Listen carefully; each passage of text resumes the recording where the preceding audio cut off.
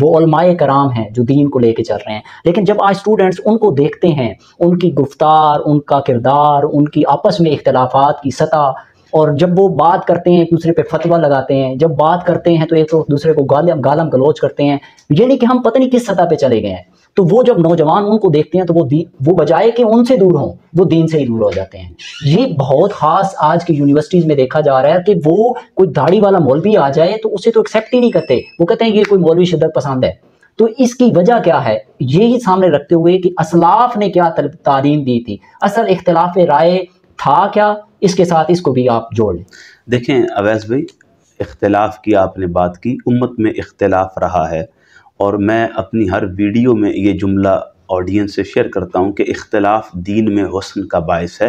اگر وہ اختلاف ہی رہے۔ جب اختلاف ہوتا ہے تو اس سے جس نے اختلاف کیا ہو اس رائے کو ڈیفینڈ کرنے والوں کے لیے اور اس پر اختلاف کرنے والوں کے لیے دو راہیں متعین ہو جاتی ہیں، پھر دونوں اپنی آراء کا اظہار کرتے ہیں، اپنے افکار کا اظہار کرتے ہیں، جو ان تک دین پہنچا ہے اس کے ذریعے وہ دین کے ان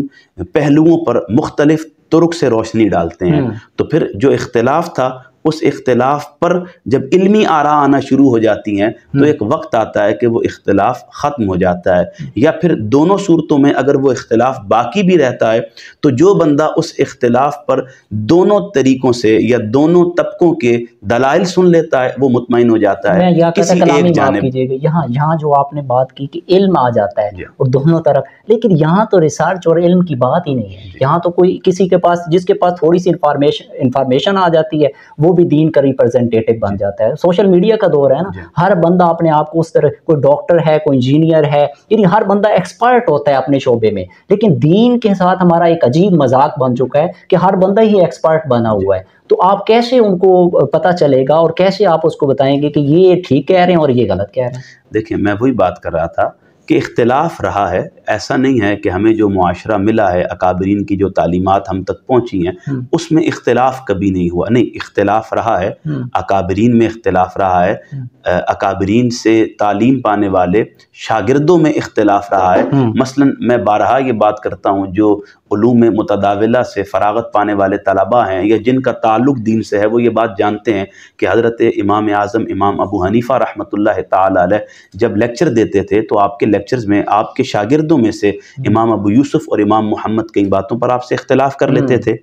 اس طرح فقہی اسپیکٹ سے اگر دیکھا جائے تو امام احمد بن حنبل ہیں، امام شافعی ہیں، امام مالک ہیں، کتنے تلامذہ ہیں جو اپنے اماموں کی فکر سے بھی اختلاف رکھتے ہیں۔ تو اختلاف کا ہونا یہ الگ بات ہے، اس اختلاف میں سے مخالفت کا نکل کر ذاتی طور پر اناد کی صورت اختیار کر جانا یہ اور بات ہے۔ ہمارے معاشرے میں برائی کی، فساد کی اور مذہبی انتہا پسندی کی اصل وجہ یہ ہے کہ ہم نے اختلاف چھوڑ کر مخالفت کو فروغ دیا ہے۔ ان دو باتوں کے فرق کو سمجھنے کی ضرورت ہے کہ اکابرین میں اختلاف رہا ہے، جس اختلاف کے ہوتے ہوئے دین کی تبلیغ، دین کا پیغام، دین کی خدمات وہ فروغ پاتی رہی ہیں، لیکن مخالفت آنے کے بعد دین کی تبلیغ کو بھی روک لگی ہے، دینی معاملات میں بھی روک آئی ہے، اور جو نوجوان طبقہ دین میں اکابرین کا اختلاف دیکھ کر اپنے لیے علم کی راہیں متعین کرتا تھا، آج کے دور میں وہ مخالفت دیکھ کر دین کی راہیں متعین کرنے کے بجائے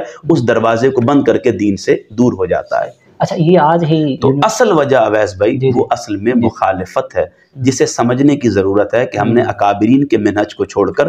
مخالفت کا جو ذاتی مفاد پر مبنی ہے، طمع اور حرص پر مبنی ہے، اس کی وجہ سے ہم وہ معاملات جو دین میں خیر کا باعث تھے اس سے دور ہو کر مبنی بر فساد جو کام اور امور ہیں ان میں داخل ہو گئے ہیں۔ تو روگ کی اصل وجہ، نوجوانوں کے ذہن میں خرابی کی اصل وجہ وہ یہ رویہ ہے جو دینی حلقہ جات میں مقتدر لوگوں کی جانب سے سامنے آیا ہے۔